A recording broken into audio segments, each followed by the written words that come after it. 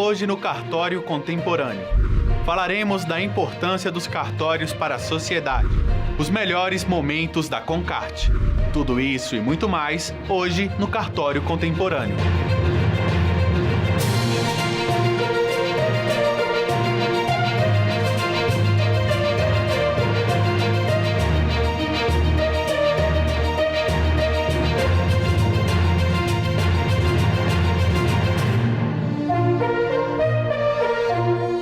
A doutora Maria Aparecida Bianchim Pacheco, diretora em Mato Grosso da Confederação Nacional dos Notários e Registradores desde 2017, presidente do Sindicato da Sinoreg Mato Grosso, titular do Cartório de Registro de Imóveis, Títulos e Documentos de Poxoréu, Mato Grosso, e diretora social do Instituto do Registro Imobiliário do Brasil, IRIB, desde 2021, vai falar conosco sobre os desafios de sua gestão na Sinoreg, assim como os desafios dos cartórios durante a pandemia e muito mais. Olá, doutora Aparecida, seja bem-vinda ao Cartório Contemporâneo, tudo bem com a senhora? Olá, Duda, tudo bem? Muito obrigada pelo convite, uma grande honra poder falar com notários e registradores do país, enfim, com todos os que assistem o seu programa, Cartório Contemporâneo. Né? Muito obrigada. Doutora Aparecida, a senhora assumiu a presidência do Sindicato dos Notários e Registradores do Mato Grosso. Quais são os desafios enfrentados e quais as metas da sua gestão? Então, nós já tínhamos o sindicato criado aqui no estado de Mato Grosso, mas ainda não havia uma sede, enfim, ele não estava estruturado, né? Então, os principais desafios relacionados a essa gestão é justamente de estruturar a sede, e isso já aconteceu. Agora nós estamos no trabalho de conceder assessoria aos nossos sindicalizados, né? Promoveremos alguns eventos, provavelmente agora no mês de maio a gente já começa com o primeiro encontro do Sindicato dos Notários e Registradores do Estado de Mato Grosso, sempre com o apoio da Federação e da Confederação, né, dos Notários e Registradores. De que forma os cartórios têm lidado com as adversidades trazidas pela crise? Então, nesse período da pandemia, é óbvio que no primeiro momento todos sentiram o impacto, né? Não podia ser diferente, mas nós já estávamos preparados para atender por meio de plataformas digitais, né? Nós temos centrais nacionais de todas as especialidades e também a maioria dos estados já era servido de centrais estaduais, que permitiram que a gente continuasse atendendo a população brasileira com toda a segurança, com toda a eficiência, né?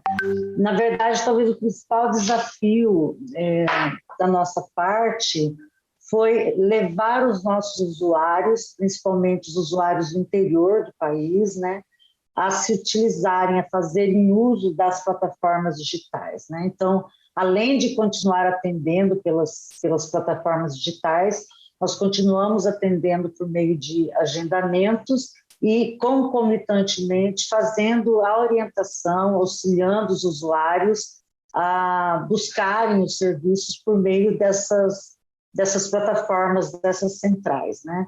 E é interessante que as crises elas se constituem de oportunidades de melhorias, né? Então nós tivemos assim um aumento espetacular de atendimentos pelas plataformas digitais, né? Hoje, na verdade, a população se serve mais dos nossos serviços por meio dessas centrais do que com presença física, né? É óbvio que no interior do Brasil a gente ainda tem muito isso de atender pessoalmente, porque os cartórios são bastante demandados e são diversas as localidades em que a figura do notário ou do registrador se constitui de uma figura especial para o desenvolvimento e para a orientação dos usuários da comunidade, né? Então, esse contato pessoal, ele é constante, mas também oferecemos sempre a possibilidade de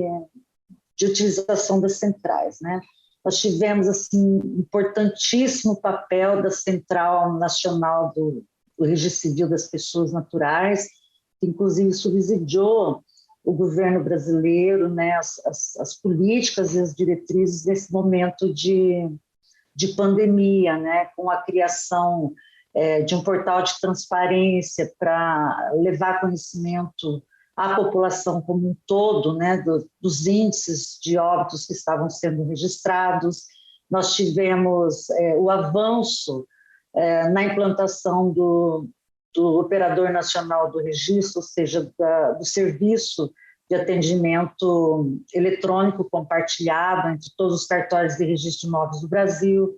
E nós já tínhamos a Central Nacional dos Registradores de Títulos e Documentos e também o e-notariado. O e-notariado é algo fantástico que foi impulsionado pelo Colégio Notarial do Brasil, né, por meio de provimento da Corregedoria Nacional de Justiça, e se tornou, assim, um elemento imprescindível para que os atos praticados em tabelionatos de notas pudessem acontecer, de tal maneira que, pelo e-notariado, os cartórios que aderiram, são muitos, né, no país, as pessoas podem praticar atos eletrônicos de onde quer que estejam, de maneira muito segura, muito tranquila.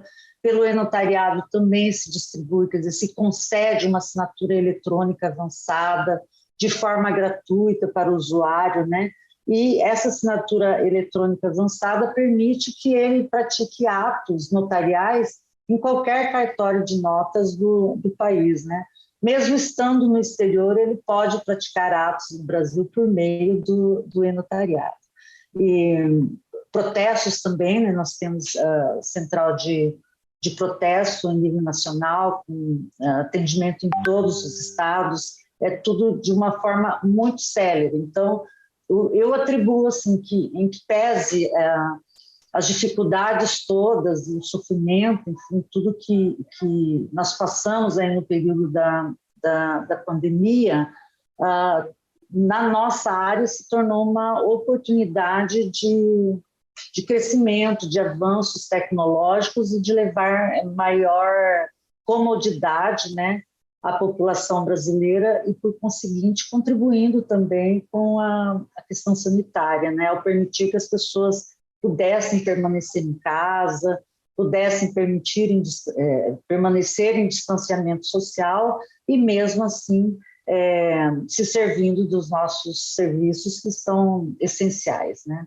Doutora Aparecida, durante a pandemia, os cartórios passaram por uma grande revolução tecnológica, efetivando grande parte dos atos de forma online. Como a senhora avalia a presença da tecnologia nos cartórios de registro? Eu avalio de uma forma muito, muito positiva, porque isso realmente aproxima ainda mais os nossos notários e registradores da população. Tudo acontece de uma maneira muito mais célere e automatizando também, quer dizer, não se repetem tantas informações por meio de cópias, etc., porque a gente ainda tinha um problema no sentido de interligar todos os cartórios, né? E para isso, então, a gente contou com as nossas entidades de classe em âmbito nacional e também em âmbito estadual, imprimindo esforços ainda maiores para que ocorresse essa interligação de todos os cartórios brasileiros nas centrais eletrônicas, né? Obviamente que nós temos, o Brasil tem uma diversidade enfim, tem peculiaridades específicas, né, de região para região, e ainda nós temos muitos municípios no Brasil que não têm acesso à internet, dificuldades até de acesso à telefonia. E mesmo para essas situações, as centrais com normativas do Conselho Nacional de Justiça e das corregedorias estaduais acabaram encontrando alternativas para que houvesse essa comunicação e esses avanços de outras formas também, seja cedendo a estrutura de fóruns para a transmissão de dados naqueles lugares mais distantes e sem internet, né? O fato é que hoje nós temos assim um atendimento espetacular, digamos, por meio de plataformas de centrais eletrônicas. Alguns serviços ainda dependem dessas situações que eu estava falando, que são situações específicas de algumas regiões, né? Falta de internet, às vezes até falta de energia elétrica, porque os cartórios estão presentes em todos os municípios do país, em todos os distritos municipais também, pelo menos com a unidade de registro civil das pessoas naturais.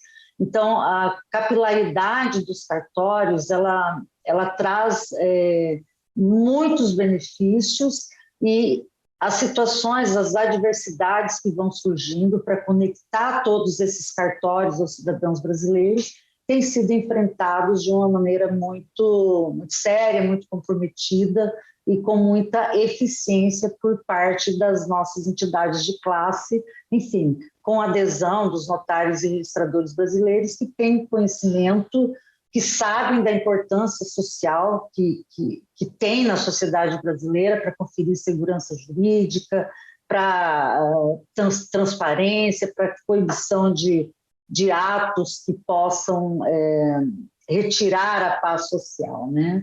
Então, sem dúvida nenhuma que esse período de pandemia e esses últimos anos têm imprimido transformações muito significativas no serviço, e isso contribui também para desburocratizar, acelerar, enfim, para aproximar o cidadão, o usuário, aos nossos serviços, que realmente são muito essenciais, né?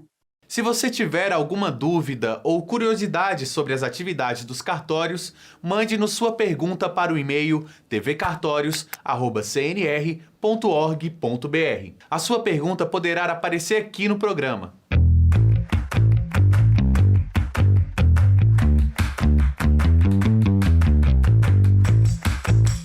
Rivaldo Pereira, de Darcinópolis, pergunta: como retiro o protesto do meu nome após pagá-lo? Um ponto importante é que se você paga o título de protesto no vencimento, muitos têm dúvida se precisa tirar alguma coisa do seu nome. Não, o título ele foi pago dentro do prazo do vencimento. É um simples apontamento, é uma simples intimação. Agora, se ele foi protestado, aí sim você precisa entrar em contato com o credor, efetuar o pagamento direto para o credor e trazer uma comprovação que você efetuou esse pagamento. Essa comprovação, ela se dá através de uma carta de anuência, que é o termo de quitação. Lembrando que essa carta ela tem que ser apresentada no cartório onde foi protestado o título, com o devido reconhecimento de firma, para assim o cartório poder efetuar o cancelamento do protesto.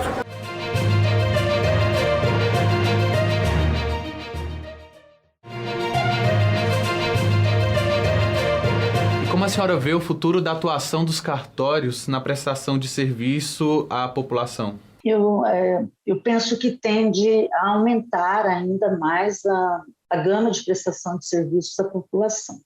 Os cartórios extrajudiciais, eles são exercidos em caráter privado, mas eles exercem uma atividade, prestam um serviço público e altamente normatizado, com a fiscalização do Poder Judiciário.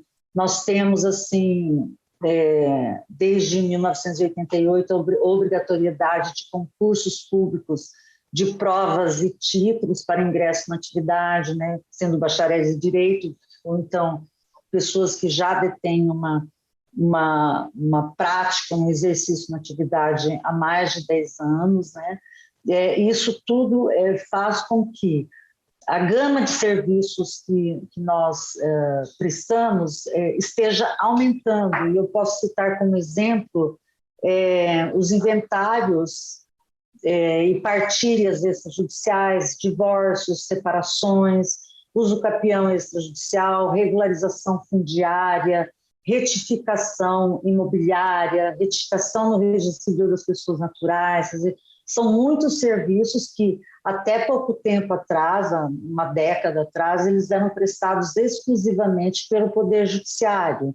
E nesse movimento de desjudicialização, a legislação trouxe para os serviços notariais e registrais maiores possibilidades de intervir e de resolver. Então, hoje é muito difícil quem ainda opte por fazer um inventário judicial se todas as partes envolvidas forem maiores, forem capazes. E se busca muito mais os serviços extrajudiciais, o que é natural, porque não tem litígio, né? A gente trabalha com situações que não implicam em litígio, e até quando, às vezes, há alguma discordância, alguma adversidade entre as partes, notários e registradores que estão autorizados, porque se prepararam para prestar serviços de conciliação e mediação, também têm feito esse trabalho, né, de modificar, enfim, de conduzir as partes à modificação daquele contexto de lide, de litígio, para algo que seja um acordo, e, por conseguinte, a gente percebe que o aumento nas atividades extrajudiciais, como o movimento de desjudicialização, é uma constante, sem contar com aquilo que a gente sempre fez, né?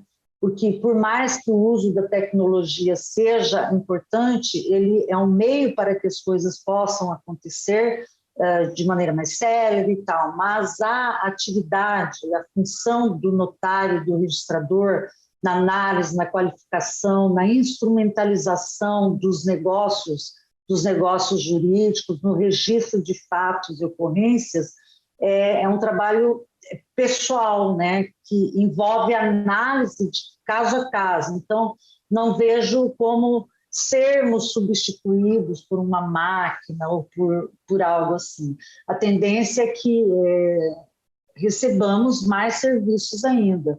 Tramitam projetos de lei nesse sentido, inclusive para que as execuções possam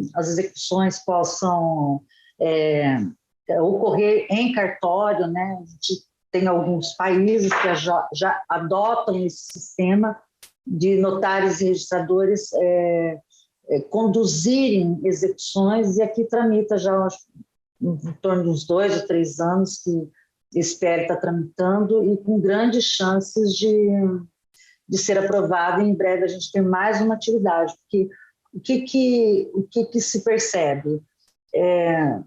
O Poder Judiciário está com tantos milhões de processos que ele precisa ser desafogado. E pela qualidade, quer dizer, pelo preparo técnico, pela capacitação e pela seriedade, o compromisso que a nossa classe, que notários e registradores têm com a sociedade, pela segurança jurídica que conferem, é natural que sejamos os destinatários para prestar mais serviços à população. Mas, obviamente, que nós precisamos estar preparados, né? Já estamos preparados e temos que investir todos os dias nessas possibilidades todas para atender a população de uma forma eficiente, interligando, trazendo todos os notários e registradores do país, mesmo aqueles dos locais mais distantes, com uma melhor qualidade melhor qualidade na prestação do serviço, né? E nós temos também alguns óbices, digamos assim, porque muitos cartórios ainda não estão providos por meio de delegatários concursados, né? E isso independe da gente, na verdade, depende mais do Poder Judiciário, que é quem promove os concursos. Então, a gente ainda tem a necessidade de provimento de muitos cartórios no Brasil, e concursos estão acontecendo. Na medida que o corpo de notários e registradores se torna mais técnico, né, com os concursos públicos, a tendência é que a gente possa atender ainda mais a demanda da desjudicialização no país, né? O cartório é uma instituição que traz segurança e certeza de eficiência para a população em geral. Doutora Aparecida, de que forma os cartórios podem auxiliar no processo de desburocratização? Que o fato que eu mencionei agora há pouco, de sermos preparados tecnicamente, de haver um compromisso, uma seriedade grande com aquilo que que a gente faz isso é retratado pelos baixos índices de ações judiciais que envolvem os atos que nós praticamos, né? Eu penso que a desburocratização ela é importante, mas e nós não somos burocratas, né? A gente vê direto a mídia se reportando aos cartórios como instituições burocráticas, mas, na verdade, como nós prestamos um serviço público, nós estamos também adstritos aos princípios da administração pública, da legalidade, da impessoalidade, da publicidade, da moralidade, enfim, e da eficiência também, né? Então, nós não somos burocratas, nós exercemos um papel que a lei nos confere e que a lei nos diz exatamente o que pode, o que deve ser exigido para a prática de cada ato, né? Nós temos uma diferença aí entre notários e registradores, porque os notários têm uma margem maior para instrumentalizar os negócios jurídicos, podendo praticar atos que a lei não proíba, né? Ao contrário dos registradores, eles sempre têm um procedimento especificado, tipificado na legislação e que eles devem obedecer.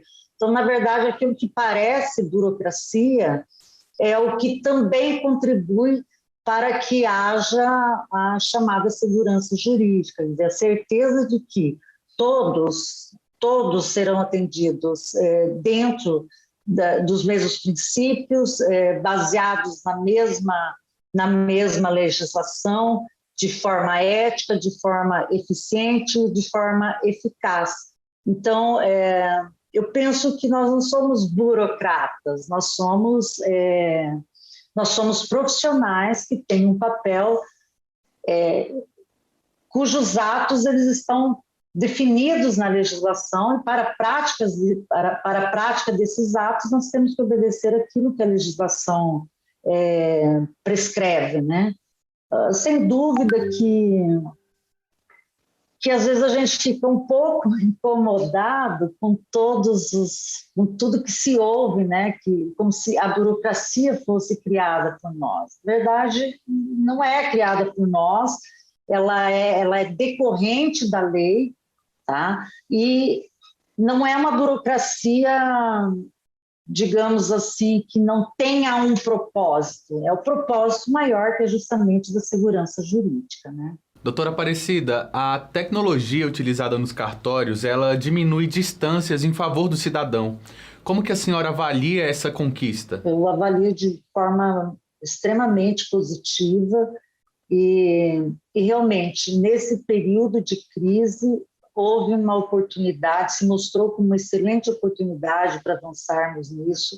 Nós temos o SAEC, que é o Serviço de Atendimento Eletrônico Compartilhado do Registro de Imóveis do Brasil, está em fase na verdade já foi implantado, existia um prazo até o dia 15 de fevereiro, para que todos os cartórios de registro de imóveis do Brasil estivessem interligados nessa plataforma, e nas outras plataformas, a CRC, que foi a primeira central nacional que interligou os cartórios de registro civil das pessoas naturais, se mostrou nesse período todo como assim, uma ferramenta fantástica de aproximação.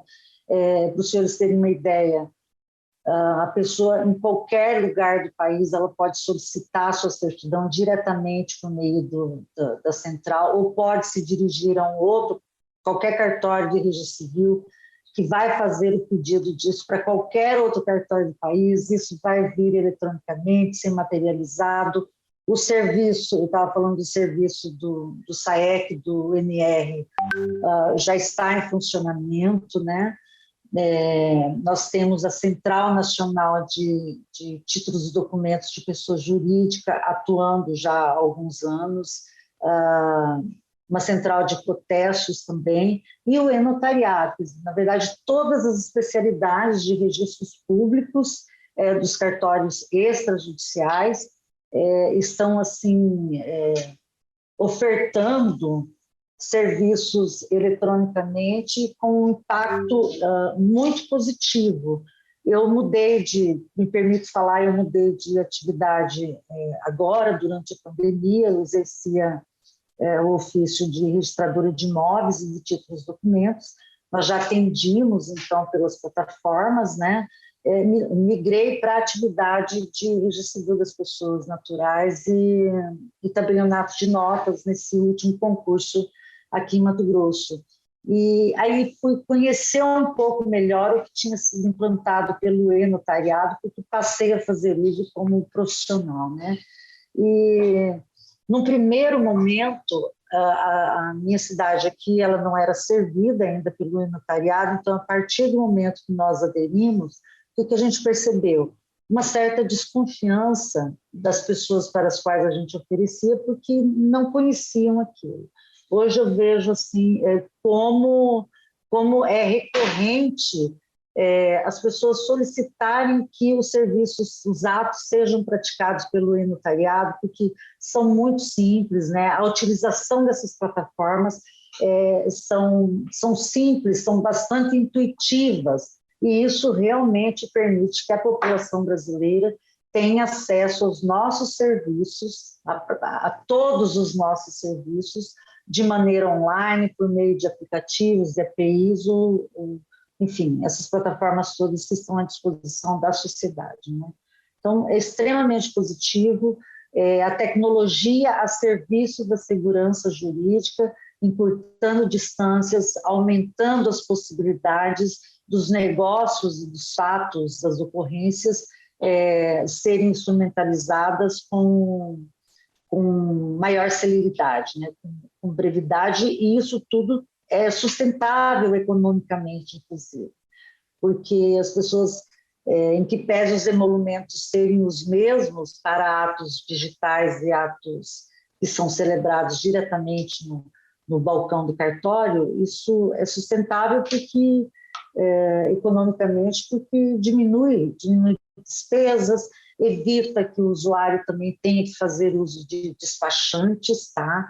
Isso acaba onerando, porque hoje ele pode, do seu smartphone, enfim, se utilizar de todos os nossos serviços sem necessidade de orientações ou despachantes externos, né?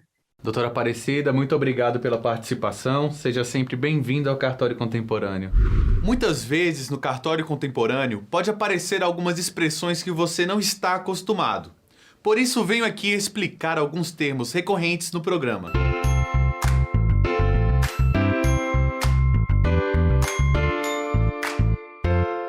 Herdeiros necessários são os que possuem direito à parte legítima da herança, os descendentes, filho, neto, bisneto, os ascendentes, pai, avô, bisavô e o cônjuge.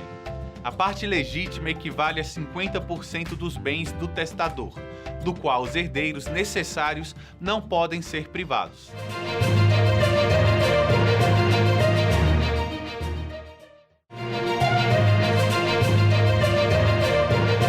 O coordenador-geral do COAF, professor Joaquim Cunha Neto, ministrou uma palestra na Concarte sobre como os cartórios ajudam na prevenção à lavagem de dinheiro. Veja só.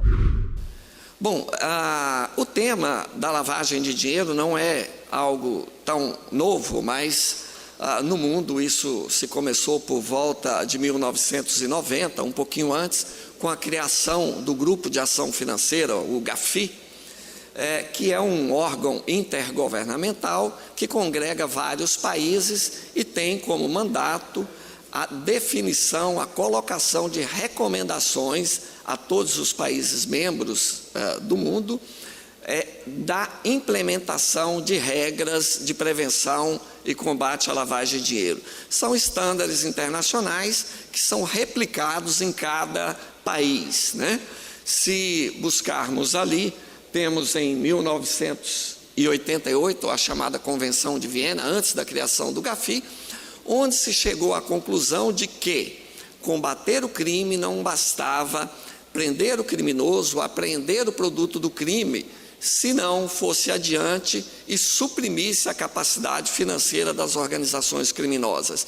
E esse mantra é válido até hoje, porque qualquer organização criminosa, mesmo que os seus dirigentes estejam presos, se não há supressão da capacidade de financiamento, seguramente outras pessoas ocuparão aquele espaço e continuaremos com o problema ad eterno. Então, a partir daí, se convencionou de que, além de prender o criminoso e apreender o produto do crime, é fundamental que se suprima a capacidade financeira dessas organizações. O Brasil acabou regulamentando, normatizando a questão da prevenção e combate à lavagem de dinheiro no ano de 1998, com a Lei 9.613, e depois, a partir da Lei Complementar 105 de 2001, que o COAF teve acesso aos dados protegidos por sigilo bancário, o que, de certa forma, enriqueceu consideravelmente as informações do COAF, né?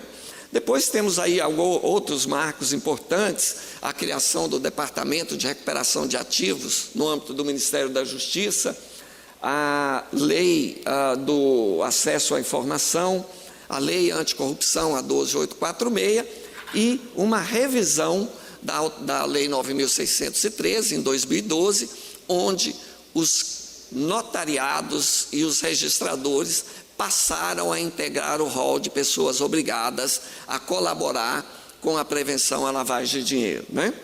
Depois, em 2013, a Lei das Organizações Criminosas, a indisponibilidade de bens em 2015 e, finalmente, em 2016, a lei que tipifica o terrorismo e seu financiamento. Aí só vale um parênteses que o Brasil passou por um momento difícil diante dos organismos internacionais, dos países estrangeiros que compõem o GAFI, quando tínhamos dificuldade em aprovar uma lei que tipificasse o terrorismo e seu financiamento. Felizmente, superamos esse ponto e conseguimos nos manter como membros do GAFI. A Lei 9.613, não vou adentrar aqui, o nosso tempo é um pouco curto, mas só lembrar de pilares que essa lei traz para a gente, que é a tipificação da lavagem de dinheiro. Hoje é muito comum, é normal no nosso dia a dia, ouvirmos no noticiário questões ligadas ao crime de lavagem de dinheiro. Até então, isso era uma novidade, era algo um pouco complexo para as pessoas, para os operadores do direito, para as autoridades de investigação, em materializar a chamada lavagem de dinheiro. Hoje já temos peritos nisso daí, né? Estamos ali com o nosso delegado, que as autoridades já têm uma abordagem direta e precisa na questão da lavagem de dinheiro. Vamos lembrar que todo mundo, todas as organizações criminosas cometem crimes com um fito único, produzir recursos financeiros, né? Então é super importante que tenha sempre em mente a questão da prevenção à lavagem de dinheiro. Essa mesma lei cria uma obrigação interessantíssima, que é da sociedade civil colaborar com as autoridades de persecução, com as autoridades em geral, comunicando aquelas situações, aquelas operações suspeitas. Ou seja, mais do que uma obrigação, é uma prerrogativa que tem a sociedade organizada de comunicar situações suspeitas ao COAF e que diretamente chegará às autoridades competentes de persecução, né? As obrigações básicas são políticas e procedimentos de prevenção, né? A identificação de clientes, registro de operações e comunicações ao COAF. Nada diferente do que a gente vai conversar aqui em relação aos cartórios, né? E notários e registradores. Criou também o COAF com duas obrigações específicas. A primeira e mais importante delas, que é o funcionamento como unidade de inteligência financeira, capaz de receber, analisar e disseminar informações às autoridades competentes, e a segunda atividade de regulação para aqueles setores que não têm órgão regulador próprio. Estamos falando aí daqueles setores que não dependem de autorização para funcionar e que não têm órgão regulador próprio, a exemplo de factoring, joias, pedras, metais preciosos, bens de alto valor e por aí adiante. Bom, todos os setores obrigados relacionados no artigo 9º da Lei 9.613 estão aqui elencados com seus respectivos órgãos reguladores, e ali temos alguns que estão em andamento, como é o caso dos cartórios, dos registros públicos e dos notários, cujo regulador é o Conselho Nacional de Justiça, em que, nesse exato momento, há um grupo de trabalho constituído no âmbito do CNJ para construir essa norma de regulação dos setores. Tem ali a participação de todas as entidades de representação do segmento e também do COAF. Esperamos que ainda esse ano a gente possa ter uma norma já para os notários e registradores. Bom, e a inclusão dos notários e registradores na prevenção à lavagem de dinheiro, né? Isso veio da inserção das recomendações do GAFI de 2003. Vamos lembrar que o GAFI foi constituído em 1989, só em 2003 entraram os chamados APNFDs, né? São atividades e profissões financeiras não designadas que passaram a integrar o rol de pessoas obrigadas. Vamos lembrar que no início tínhamos como pessoas obrigadas somente o sistema financeiro, basicamente bancos, corretoras, distribuidoras de valores mobiliários, corretoras e etc. Em 2003, dado que as organizações criminosas começavam a migrar seus negócios para outros setores importantes também, no que diz respeito a transferências de bens e recursos, foram aí integrados os chamados APNFDs, onde entrou-se os chamados notários e registradores, né?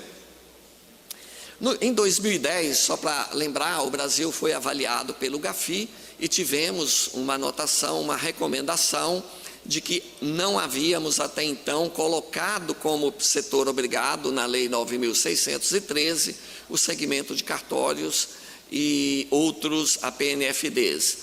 Dado que já havia um projeto de lei em andamento, que é a 12.683, sobre a qual a gente já disse, o Brasil teve um tempo até 2012 para a inclusão desses setores, o que efetivamente foi feito aí com a Lei 12.683.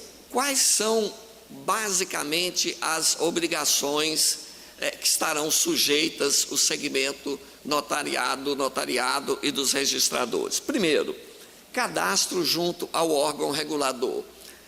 Para vocês isso é muito tranquilo, já que depende-se de autorização do CNJ o funcionamento de qualquer dessas entidades. Então, não há que se falar em problemas dessa natureza. O COAF, por exemplo, ao regular bens de luxo e de alto valor, temos que buscar essas pessoas para que se cadastrem no COAF e, a partir daí, passamos a ter uma relação direta com essas pessoas obrigadas. No caso de vocês, é muito tranquilo, já que todos já estão devidamente cadastrados, registrados junto ao órgão regulador.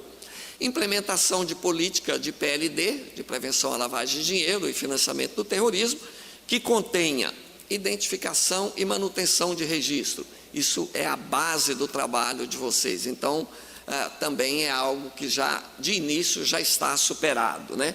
Registro das operações, vamos imaginar nada mais tranquilo para vocês, já que estamos tratando aqui até de registradores e de notários, cuja finalidade é dar fé pública a registros, né?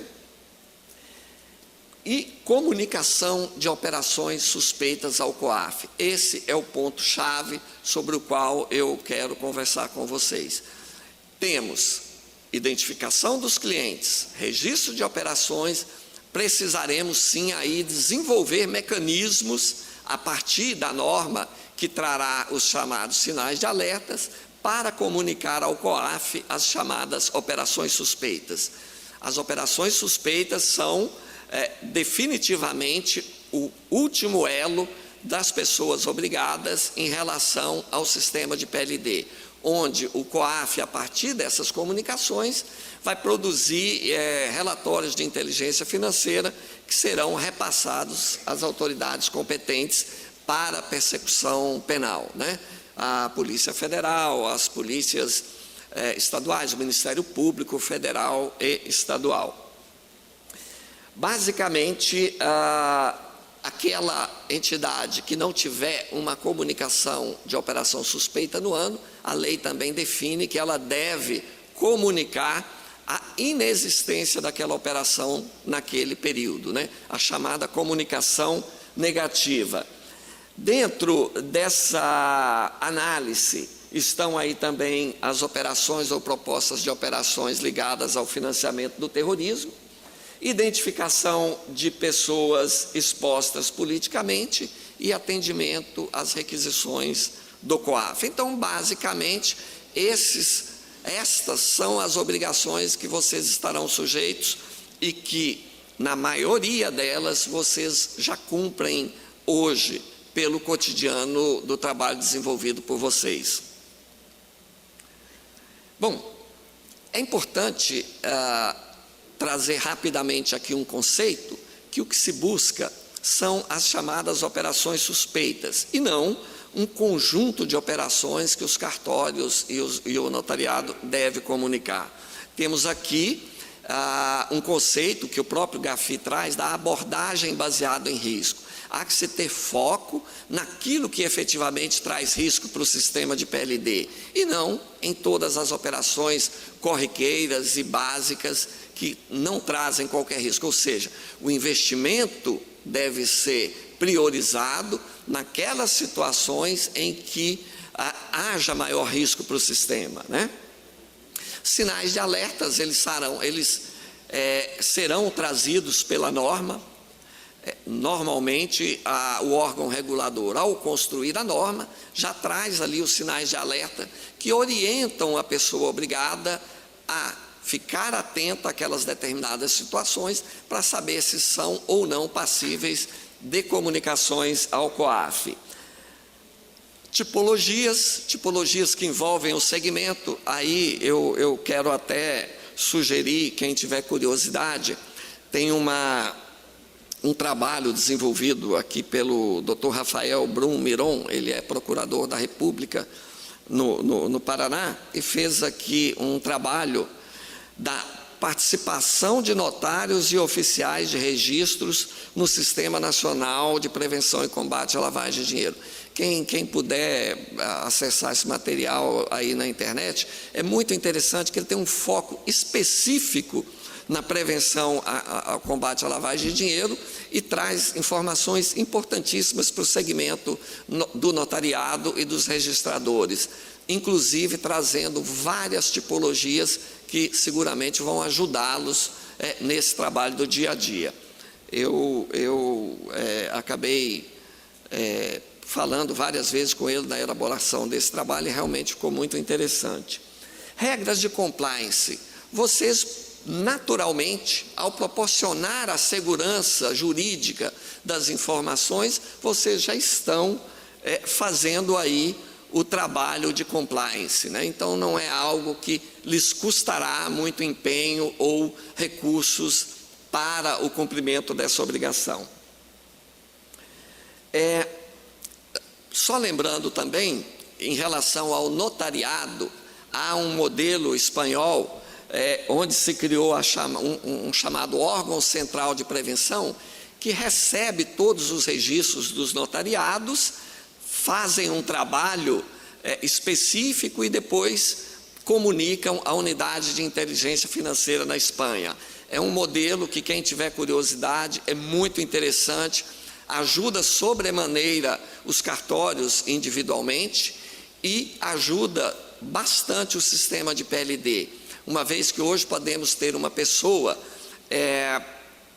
fazendo uma determinada procuração, constituindo um determinado contrato em diferentes cartórios e que o sistema como um todo não vai perceber, não vai identificar essa atuação em diversos e diferentes locais. Com a central única, isso será possível se verificar. Então, é um modelo bastante interessante, a gente até tem conversado com a ANB sobre esse modelo e, do ponto de vista do COAF, a gente incentiva bastante o desenvolvimento, o pensamento, a construção de algo nessa linha. Catálogo de operações suspeitas, os sinais de alertas, isso seguramente já será trazido pela norma do CNJ, né? E controle das titularidades das operações e, principalmente, conhecendo o beneficiário final. Isso é um ponto importante, porque as estruturas jurídicas nem sempre trazem de antemão quem é o destinatário final dessas operações. Então, é um ponto importante também que será, de certa forma, trazido para vocês.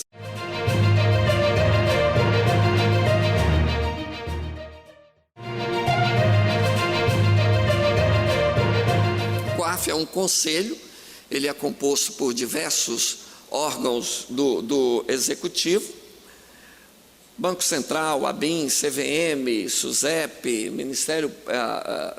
Ministério da Justiça, Polícia Federal, PGFN, entre outros, né? O COAF não tem um quadro próprio, ele trabalha com servidores cedidos desses diversos órgãos, o que, de certa forma, ajuda no nosso trabalho, né? É a Unidade de Inteligência Financeira do Brasil, é um órgão administrativo, portanto, o COAF não investiga, isso é um ponto bastante importante. A prerrogativa de investigação é da Polícia Federal, é do Ministério Público. O COAF, ele trabalha no âmbito da inteligência financeira, é um órgão administrativo. O principal insumo para o nosso trabalho são as comunicações que recebemos dos setores obrigados, né? Tem uma tela mais adiante que eu quero mostrar para vocês. O COAF recebe em torno de 11 mil comunicações diariamente. Então, todas as movimentações financeiras em espécie, as situações suspeitas detectadas pelos setores obrigados, totaliza algo em torno de 11 mil comunicações dia. Essas comunicações dentro do trabalho desenvolvido pelo COAF, nos proporciona a elaboração dos chamados relatórios de inteligência financeira, que aí sim são encaminhados para as autoridades competentes. Imaginem vocês que o COAF não teria qualquer sentido se fosse receber 11 mil comunicações e transmiti-las diretamente para as autoridades de investigação. Isso não teria qualquer sentido, já que é preciso que haja um aprofundamento na análise dessas informações e, a partir daí, sim, encaminhar algo já mais concreto para as autoridades de persecução. Há sempre, e isso eu já comentei com vocês, e o COAF, para nós, é muito caro isso, sempre trabalhamos com abordagem baseada em risco. Não trabalhamos de uma forma em que o analista seja o detentor da prerrogativa de trabalhar o caso A ou B. Os casos são trabalhados numa sequência lógica de abordagem baseada em risco. Aqueles casos que têm um maior risco, uma maior pontuação, são prioritários, né? Temos ali hoje praticamente 227 mil pessoas obrigadas, habilitadas a efetuar comunicações ao COAF. Então, aquelas 11 mil comunicações que recebemos diariamente são encaminhadas por esses setores obrigados. Essas comunicações do COAF, elas, ao ser recebidas, o COAF tem um quadro relativamente pequeno, ela precisa passar por um processo de análise sistêmica, né? Não é possível imaginar que os analistas, 20 analistas, vá olhar uma a uma essas 11 mil comunicações. Então, há critérios sistêmicos comportamentais em que o sistema vai separando aquilo que já traz em si um risco ou algo a ser aprofundado, né? Numa segunda camada, essas operações que trazem um maior risco são analisadas individualmente e, se presente realmente um risco de lavagem de dinheiro, são abertos os chamados casos, são casos virtuais, para que se faça um aprofundamento e seja aí elaborado um relatório de inteligência financeira, né? As informações são cruzadas com o banco de dados.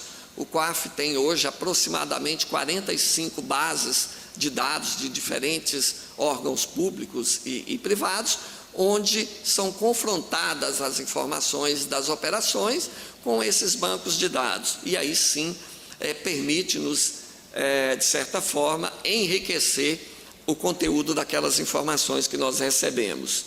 São abertas as chamadas pastas virtuais, os casos, para que em qualquer momento futuro se possa individualizar o que foi feito naquela determinada situação, né?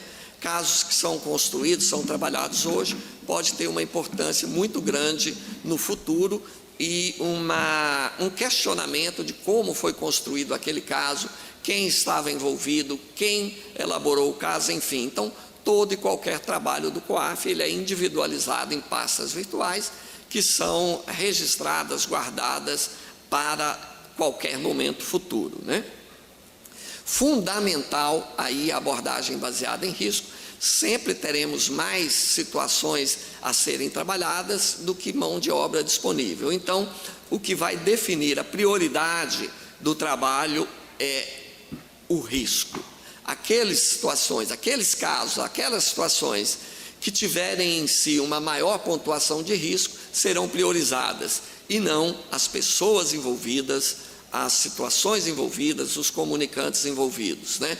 Não há qualquer critério que não seja a abordagem baseada em risco. Isso dá uma tranquilidade e transparência para o sistema e também para os analistas, para os profissionais que estão trabalhando esses casos, né?